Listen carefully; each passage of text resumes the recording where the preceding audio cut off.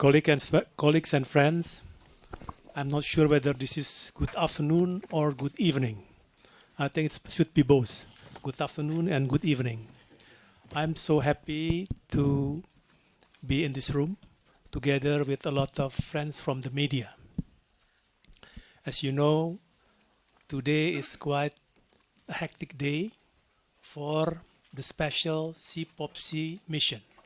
CPOPC being a Council of Palm Oil Producing Countries, which now carried out a special mission from 8th to 9th of April, led by Dr. Darmin Nasution, the coordinating ministers of Economic Affairs of Indonesia. I would like also to welcome in our panel Dr. Tan Chong, the Secretary General's Ministry of Primary Industry of Malaysia, as well as my dear colleague, Ambassador Felipe Garcia Echeverri. It's a long day. This morning, it was a tight schedule, meeting a lot of friends, be they from the parliament or from the industry. And two of the most important event today is, of course, joint press conference, as well as after this, a get-together we called a multi-stakeholders meeting. So, colleagues and friends, the proceeding will be, I would like to invite Minister Darmin to make his press statement. And then after that, of course, I'm going also to invite Mr. Tan Chong, as well as our friends, Ambassador Felipe Garcia. Excellency, you have the floor, please, sir. Yes, please.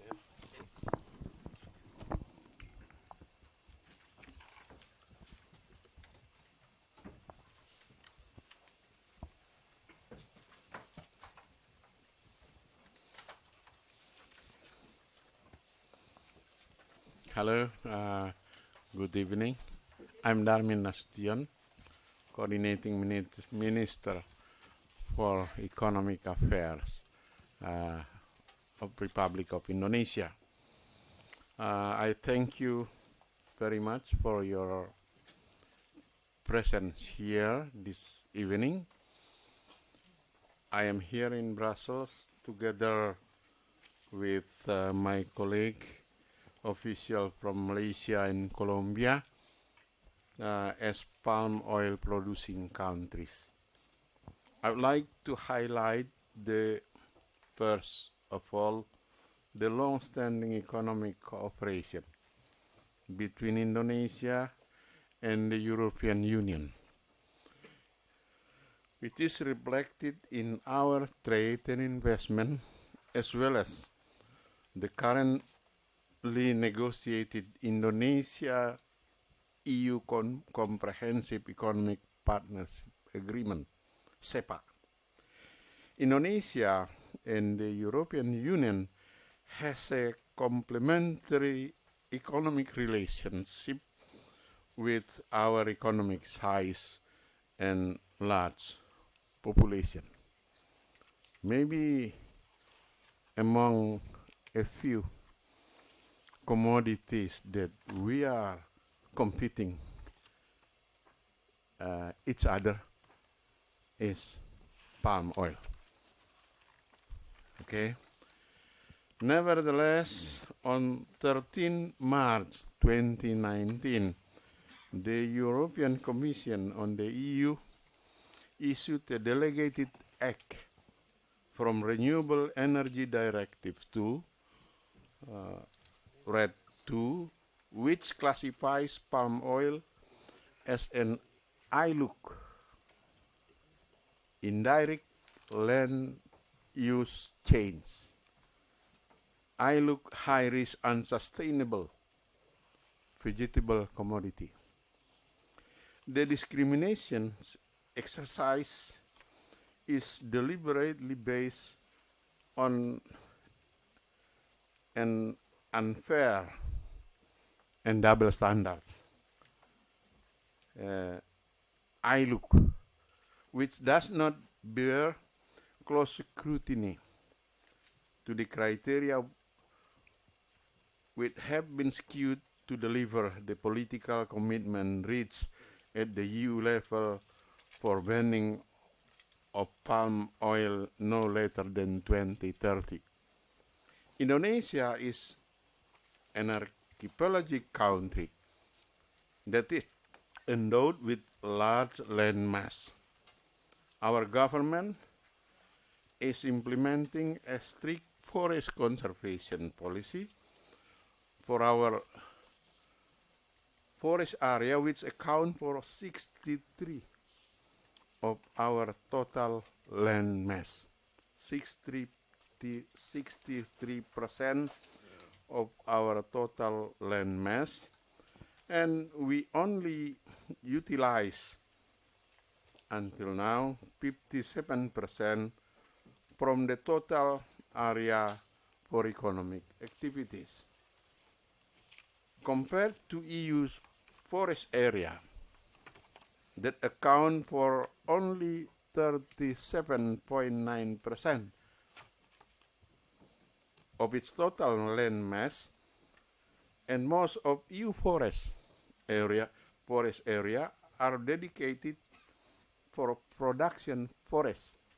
It is about 83.6% from total forest. So it's very ironic, actually, and they claim to Indonesia about this issue. Economically, palm oil is an important commodity for Indonesia.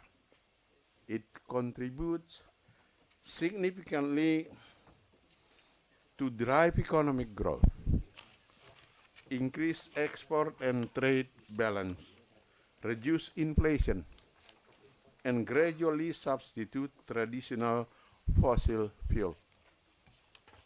Further,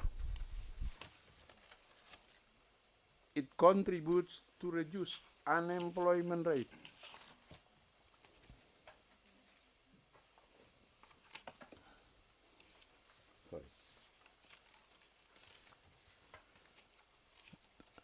To reduce unemployment rate as well as alleviating poverty.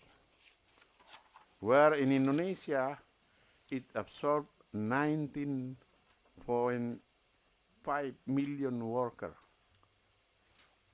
including 4 million smallholders. Given the importance of this commodity, the government of Indonesia has been implementing various measures to ensure its sustainability, which includes strengthening Indonesia sustainable palm oil standards, establishing the peatland restoration agency, and launching the smallholders replanting program since 2017, along with the moratorium on new plantation into peatland and primary forests, and recently, moratorium on new palm oil plantation. And we will continue to do more in the future. We are deeply concerned and disappointed that the RED II and its delegated regulation confirm the intention of the EU to single out palm oil as a non-sustainable source of biofuel in favor of other vegetable oils, while disregarding the well-demonstrated high productivity and sustainable production of palm oil compared to other, less productive vegetable oils. The discrimination reflects that the EU has overlooked our ongoing efforts, not only in balancing out between environment conservation and socio-economic development, but also on a broader note the government of Indonesia effort and the contribution of palm oil industry to achieve the 2030 agenda of sustainable development, particularly our effort toward poverty alleviation in the rural environment. The discrimination of palm oil will have an immediate effect on the well-being of 19.5 million workers, farmers, and their families. Poverty in developing countries like Indonesia are very often the cause of extremism and even terrorism, something the world today has to fight. Indonesia and the 28 member countries of the EU are responsible to prevent social unrest causing extreme acts. Further, it is signaling whether the EU is trying to use environment as a basis to impose higher technical barriers to trade toward major vegetable oil competitor to EU locally produced one. The government of Indonesia and other palm oil producing countries, including Malaysia and Colombia, have conveyed our objection to the two discriminatory acts against palm oil on multiple occasions. This discriminatory act will negatively impact the livelihood of millions of people who have been alleviated from poverty, should the policy be enforced. The discriminatory against palm oil in Europe in many different forms has caught the attention from the highest political level in Indonesia and Malaysia, and several steps have been taken. The Speaker of the Indonesian House of Representatives has also sent a letter to President of European Parliament conveying a strong opposition to the regulation. Both Indonesian and Malaysian leaders have sent a joint letter to the President of European Parliament and Council, expressing our disappointment to the RED II and the delegated regulation. We believe there are other ways we can pursue for a more constructive dialogue on the sustainability of vegetable oil within the perspective of achieving the Sustainable Development Goals. The government of Indonesia and other palm oil producing countries surely hope to avoid having to take on any consequential measures resulting from the ratification of the delegated regulations. Should this delegated regulation enter into force, our government shall review our relationship with the European Union as a whole, as well as its member states. This may include the reviewing of our partnership negotiation, procurement contract, and key import from the EU. Thank you very much.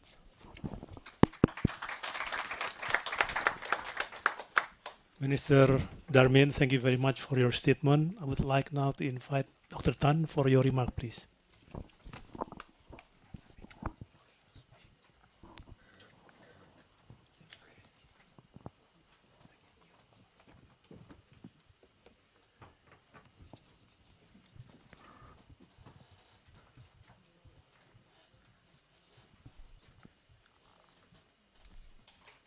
His Excellency Pak Darmin Nasution, Coordinating Minister, Ministry of Economic Affairs Indonesia, His Excellency Felipe, Ambassador of Colombia,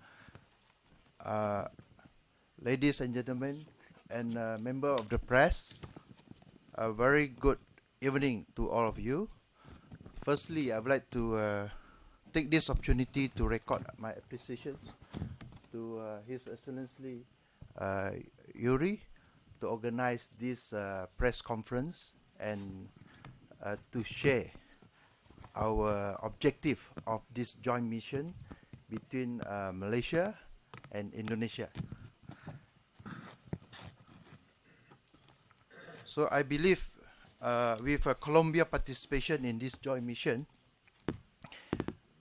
there would be a stronger cooperation between palm oil producers countries to address issues related to the development of our palm oil industry, particularly on the objection of the delegated regulation under EU RED 2.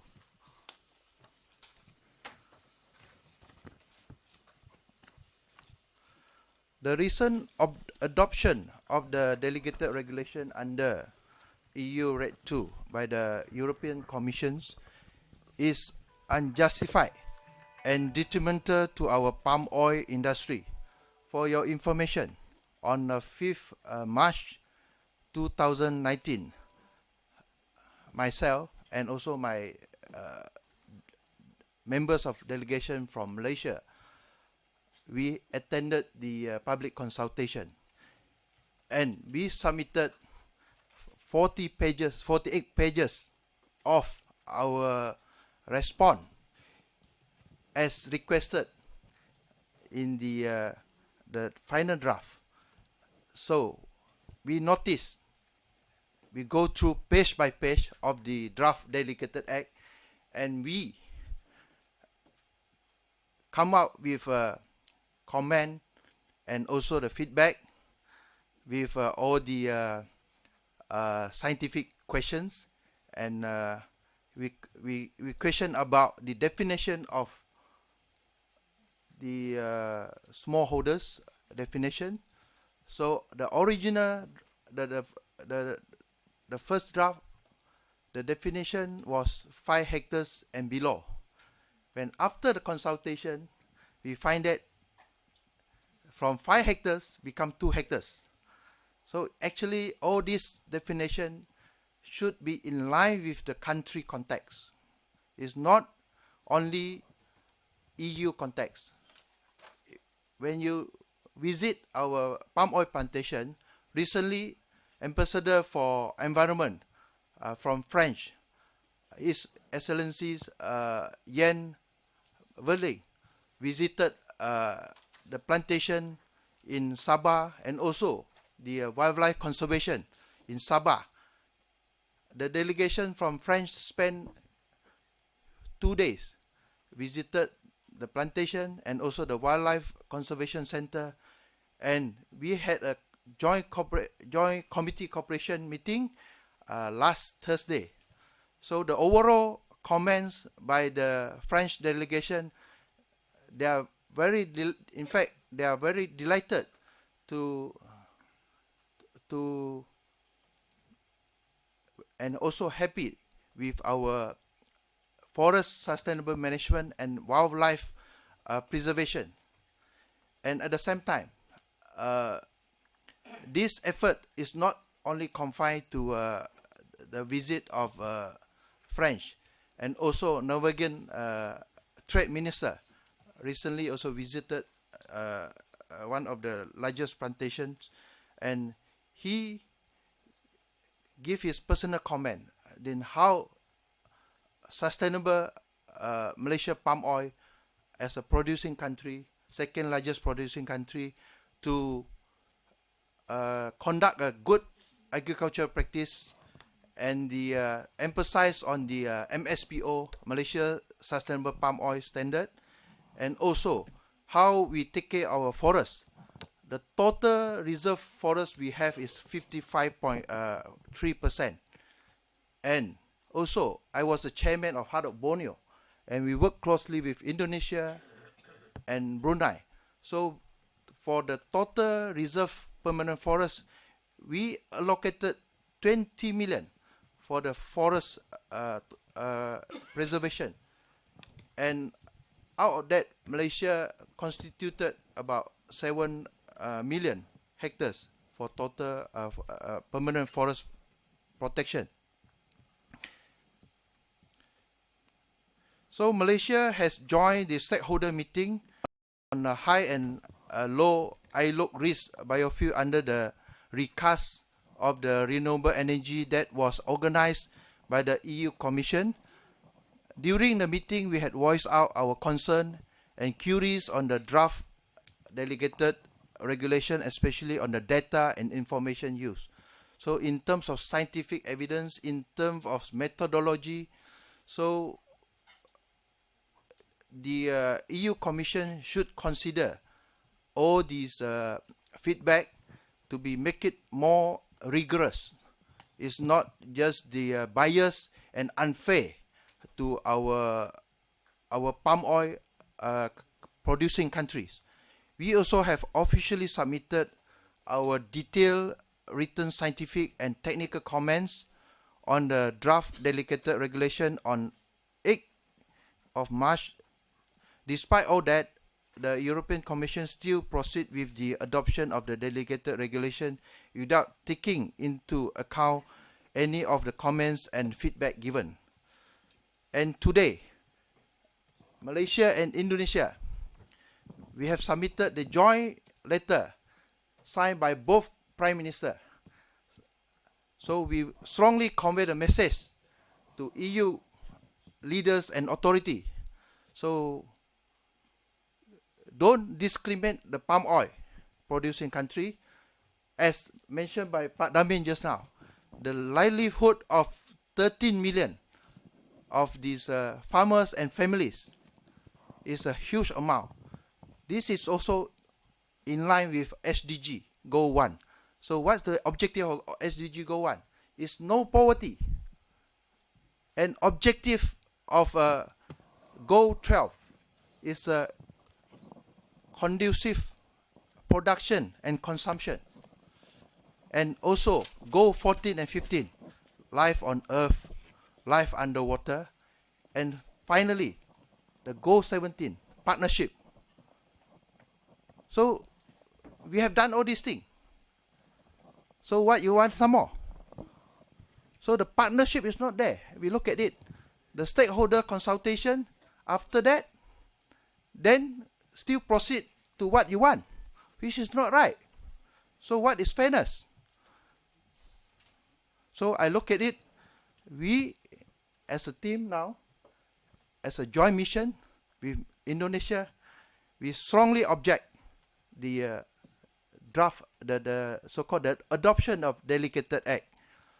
So as our Prime Minister recently launched the Love My Palm Oil campaign, so he mentioned in his opening speech, in fact, we are not declaring war on the EU, as Malaysia still needs goods from the EU. Malaysia will not retaliate.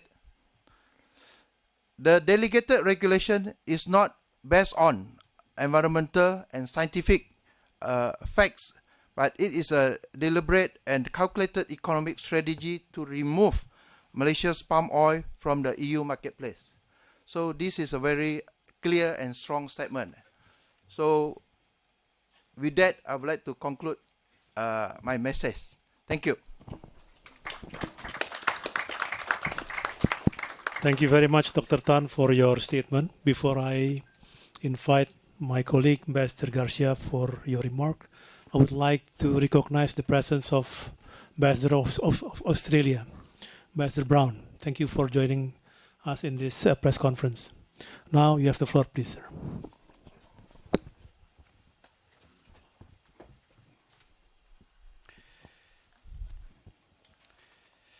Excellencies, ladies and gentlemen of the press, on behalf of Colombia, thank you very much for being here.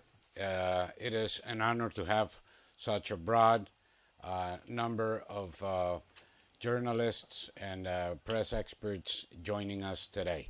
Thank you very much for being here. On behalf of Colombia, the first thing I ought to say is that Colombia values deeply its relationship with the European Union in each and every one of its countries. And this is not, palm oil is one of those issues and aspects that remain to be an important one in terms of our commercial relationship with the EU.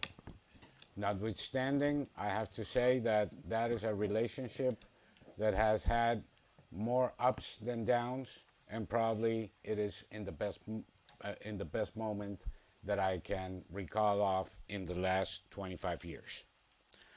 Secondly, Colombia is a palm oil producing country.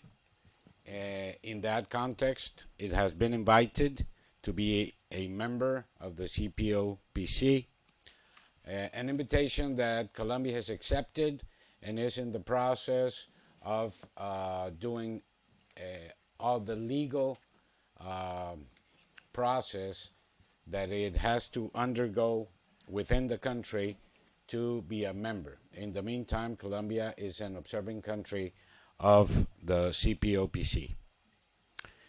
In terms of palm oil, Colombia sends to Europe 60% of its palm oil production. Colombia's palm oil production represents 2% of the total worldwide of palm oil production. 60% of that production comes to Europe, from Colombia at least.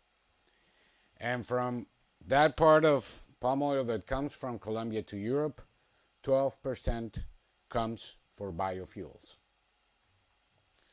I have to say, nevertheless, that 100% of the exports of Colombia to Europe for biofuels are certified. It is a condition that Colombia has abided with, and every drop of it is duly certified. Some other stats of Colombia. 650,000 hectares of Colombia are for palm oil. Within those, I have to say that 85% belong to smallholders. And understanding by smallholders, owners of less than 50 hectares. And those are the producers of those 2% of the world production of palm oil. Palm oil production in Colombia represents approximately 160,000 direct jobs. And it accounts for approximately means of living for approximately 600,000 people in Colombia. Colombia is number one producer of palm oil in America and is considered the fourth producer in the world. Nonetheless, what studies certify in the case of Colombia is that despite of the fact that during the last 25 years, it has grown in terms of area used for crops or cultivation 69.5%, the percentage of deforestation is 0. And that has been certified since year 2016. Notwithstanding, and probably this is the most important part of it, the directive of the European Union claims for a scientific criteria for palm oil. As a result of the studies that support the directive and the proposed Delegate Act, Colombia, along with 11 other countries, has a low ILUC of less than 10%. Despite of that, palm oil is considered of high ILUC. That is why Colombia has contested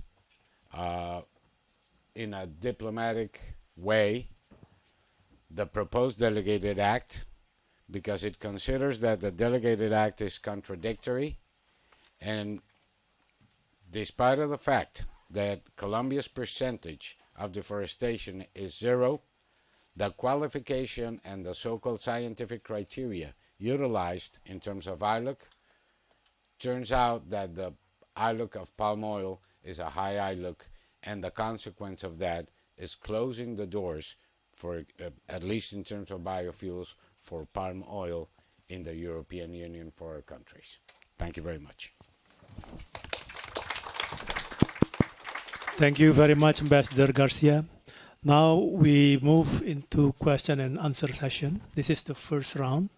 I would like to invite 3 persons to pose your question or make your remarks, and please identify yourself. I've got one here, one lady over there, an Indonesian journalist. Please, you have the floor, please, sir. So, Yoga from Argus Media. I'm questioning just how concrete is the WTO complaint, at what stage it is. You're waiting, obviously. I mean, the EU process is almost completed. It's a certainty that the legislation will pass into force. So when will you launch your complaint? And on the Commission side, you know, they've done a lot for almost a year of checking on the international trade implications. So they've proposed this law in a way which makes it very difficult to attack at the WTO. How confident are you of you know, attacking this EU law? Okay. Well, from our side, actually, we already communicate and convince EU Parliament member about this issue. We receive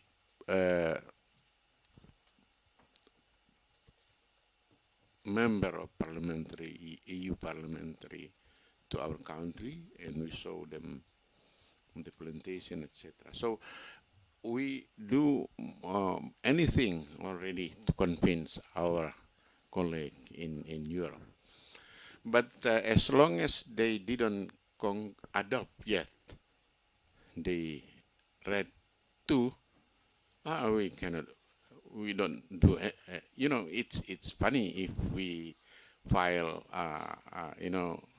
to the WTO before they adopt the RED 2.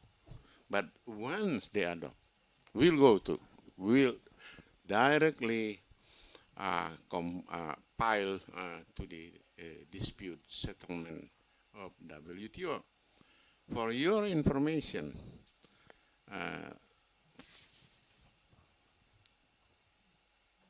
2 years ago, we win a dispute with the EU on subsidy issue on palm oil.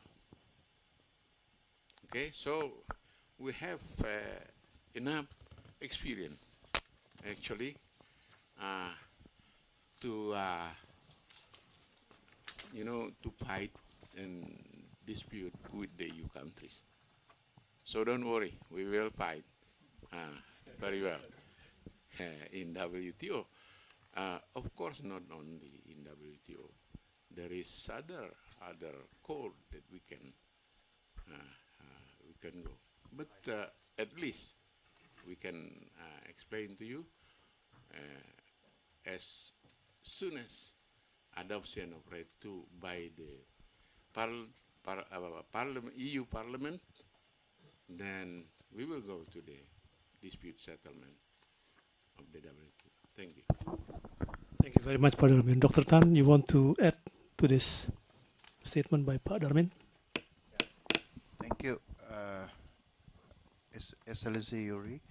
So with regards to WTO dispute settlement, in the context of Malaysia, we are doing the same thing as Indonesia, preparation. So we had discussed this thing during our senior official meeting, SIPOXI, last Friday.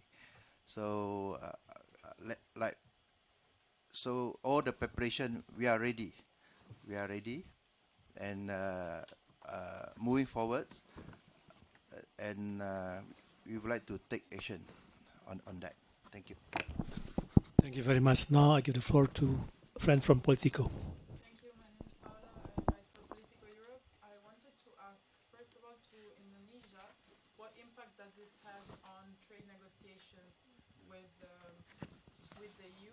To Indonesia and Malaysia, whether you have brought up this point to ASEAN discussions and whether you are ready to stop ASEAN-EU discussions on moving trade relations forwards. And to Ambassador Echeverri, I wanted to ask, do you share the WTO complaint with the Palm Oil Producing Countries Council? Thank you. In relation to the ongoing Indonesia-EU SEPA negotiation, we have a chapter on trade and sustainable development to further discuss about palm oil. But it's not yet discussed at all on this issue, palm oil. If this chapter could not be agreed by both sides, the whole agreement would not be concluded.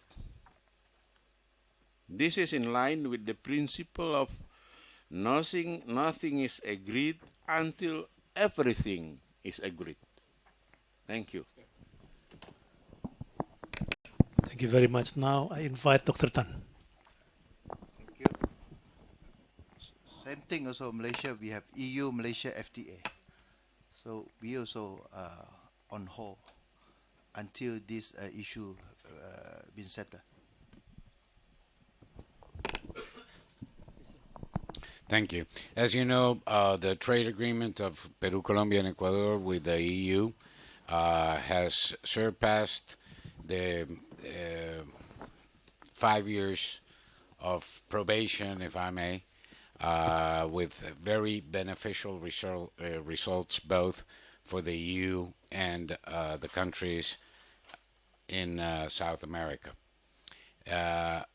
Based on that, and not only on that, and with regards to your question, we have no decision with respect to WTO, and that is basically because it has to be a decision that has to come jointly by the Presidency, Ministry of Foreign Relations, and Agriculture. Thank you very much. Now I invite journalists from Indonesia. Yes, the floor, please.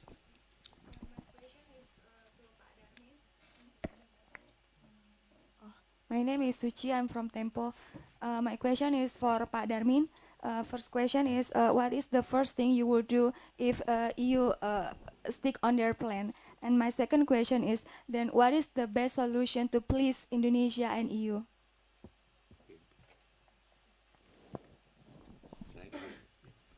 Okay, the first thing we will do is to file to the WTO on the dispute settlement of WTO. Once the right to the regulated act adopted by the Parliament. Okay. The second one is how to place Indonesia. Just drop.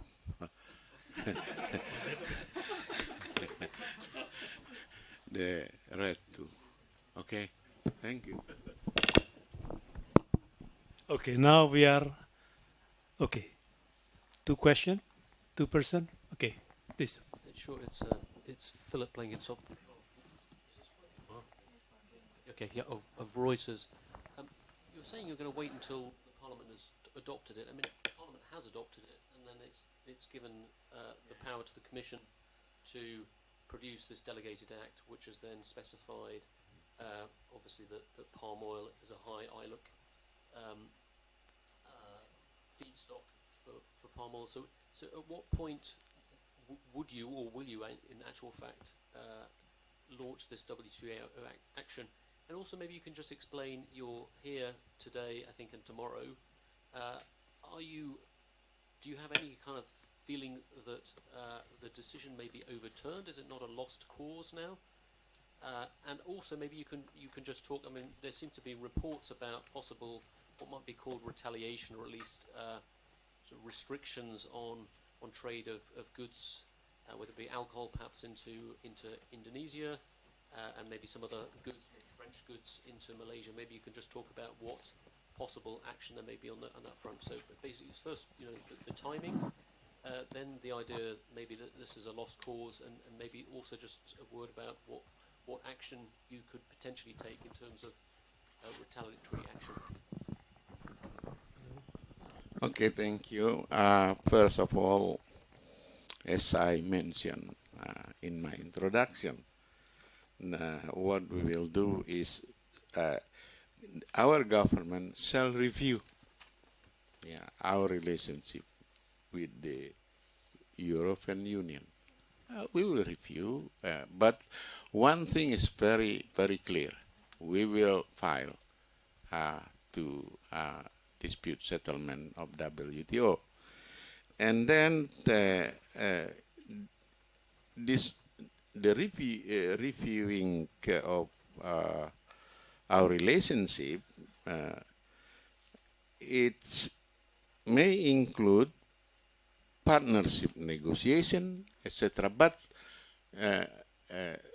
please note, we will review. We don't say that we will take action. We don't have take action at all.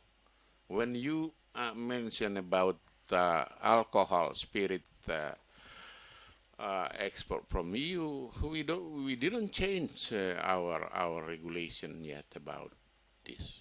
Okay, so I know I hear that people here say that Indonesia has already take action on this area. No, we didn't yet, but of course, we will review many things. Okay, we cannot explain it now. Let's see. Who knows that if EU Parliament drop their plan to adopt delegated act. So the best way, of course, a win-win solution. We can, almost every product from Europe and from Indonesia is not in competing each other. We are complementary. Ironically, we only have a few products that competing each other, and we see that Europe doesn't really, to compete. It's very clear that the productivity of palm oil in in edible oil is 6 to 7 times productivity of sunflower oil and rapeseed. So I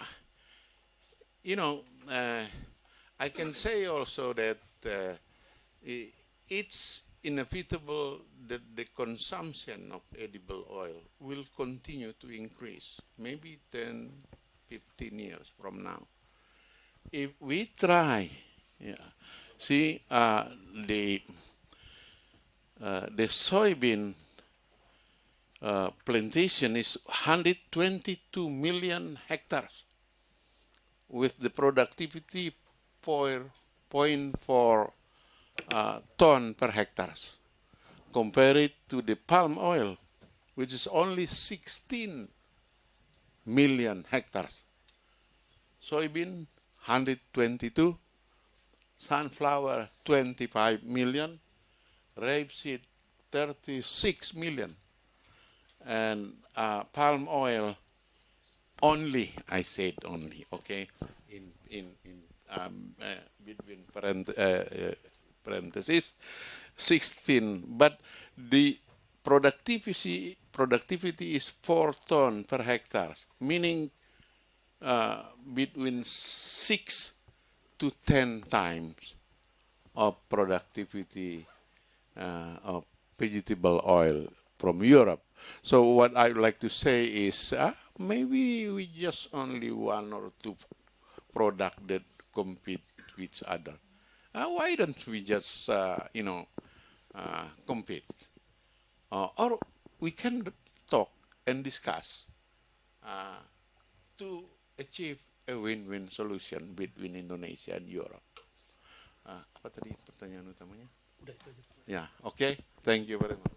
No, Dr. Tan.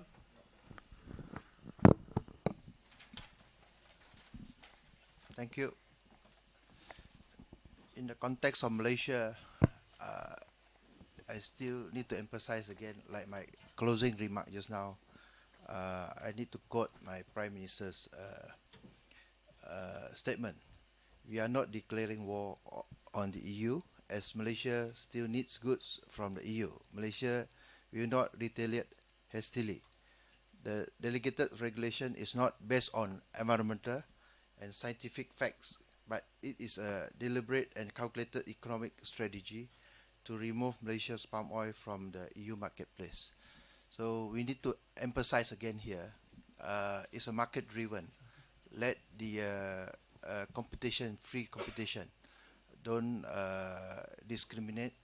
And as mentioned by Pak Darmin just now, look at the supply and demand statistic, clearly stated that no matter how, as a consumer, we need palm oil. As a stakeholder, related stakeholder, as a manufacturer, these friends of palm oil communities, they know the importance of palm oil, the benefits of palm oil. So let's work together to share and create a healthy competition rather than unhealthy competition.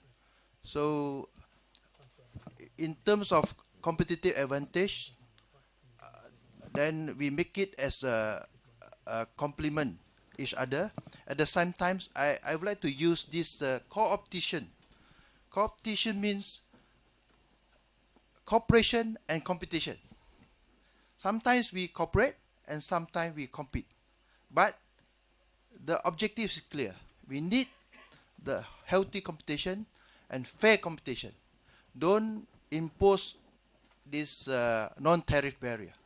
So make the industry have the positive growth, and we benefit all the smallholder and the stakeholders. Thank you.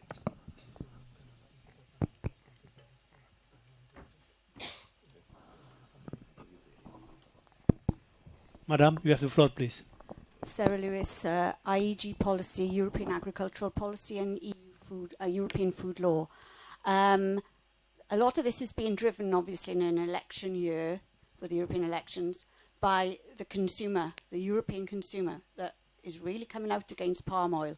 There are stickers and Facebook posts, not in my tank.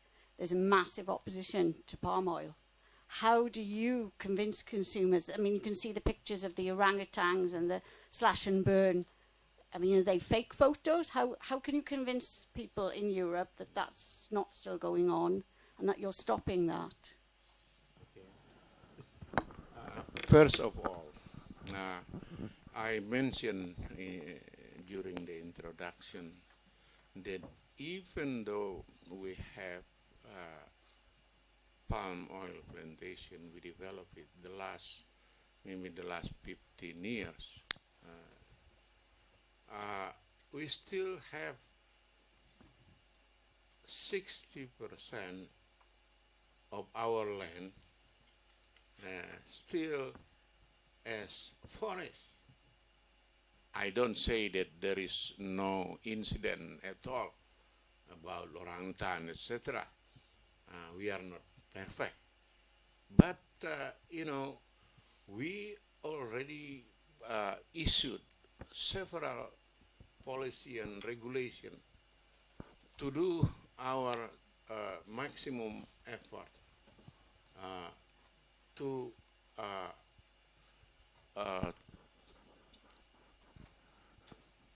improve what happened in the past. For your information, can you? Well, this is the policy that we are since 27 until 2018. All of the policy that still running and or already completed. Okay, I think we give you the mereka dikasih nggak ini? We give you this. You have inside, but please show the file of Kalimantan.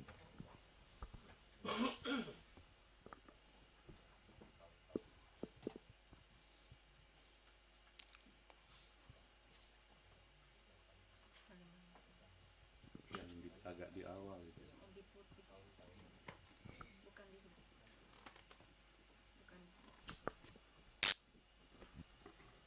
What I would like to say about this slide is this is it. Please, what's that? During 1900 until 1950, almost no cutting of tree, deforestation whatsoever. Okay, you see 1900 and 1950. During the Suharto era, in 1967, we issue 2 laws. Number 1 is foreign investment law. Number 2, both is during 1967. The second one is law on forest activity. Okay. Actually, after that law, it happened. The production of wood from our forest in Kalimantan, but there is no palm oil at all at the beginning. Please see that the red one,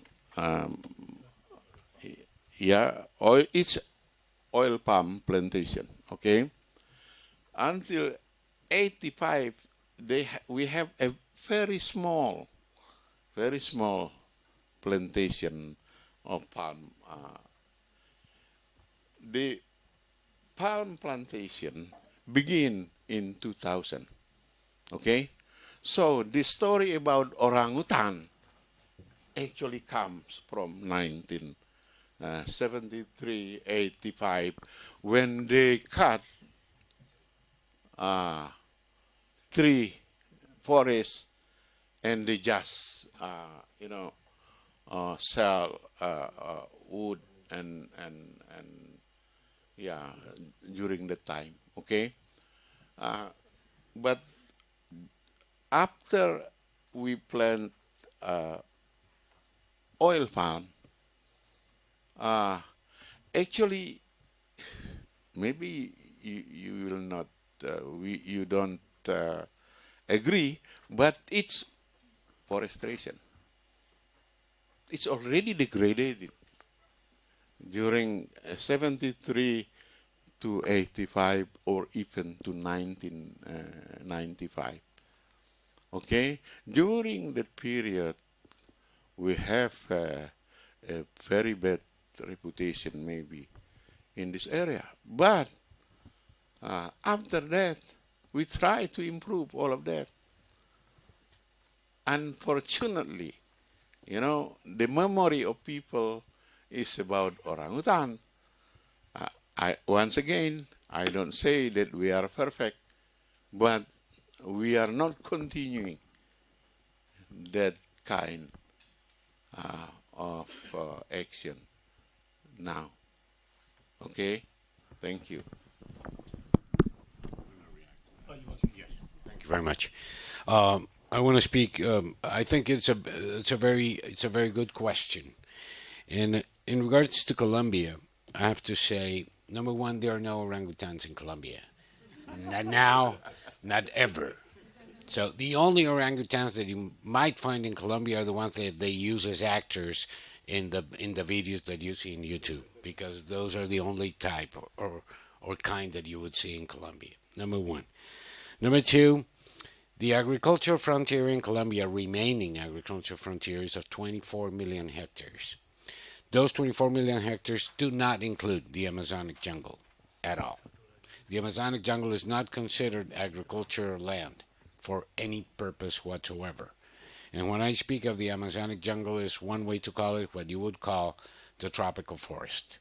Tropical forest is not part of the agricultural frontier in Colombia.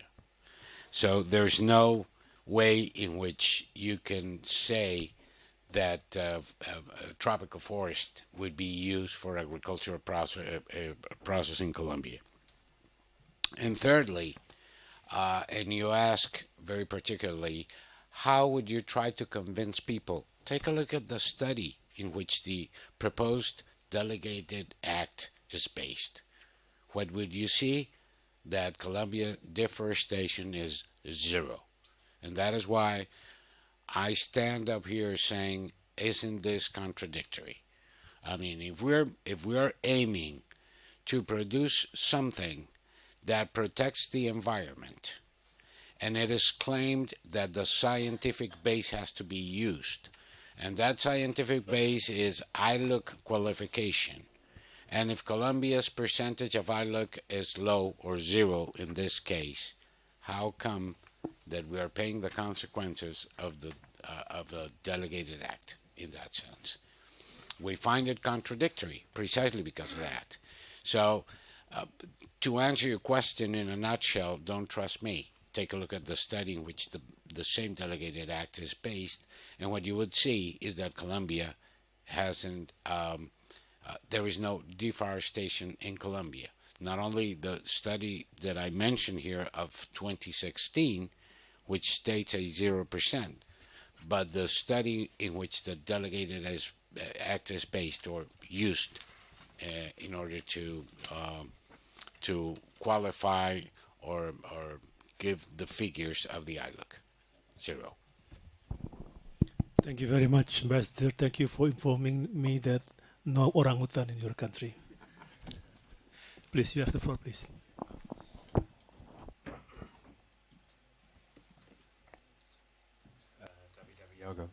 Is this working? Yeah. So just on the technicalities of your visit, which commissioners will you be seeing, if you are seeing any commissioners and other dignitaries or politicians in Brussels? And then the second question was, Mr. Nasution, last year, I think in April, your special envoy for palm oil, was it, what's his name? Panjaitan, excuse my pronunciation.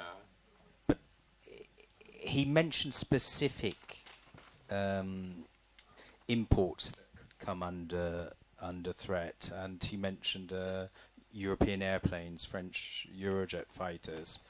I was wondering, can you give any more specifics?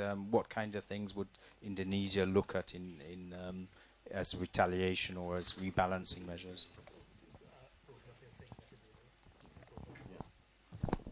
Thank you for your question. When it comes to the programs, I could share with you that this is going to be a hectic program.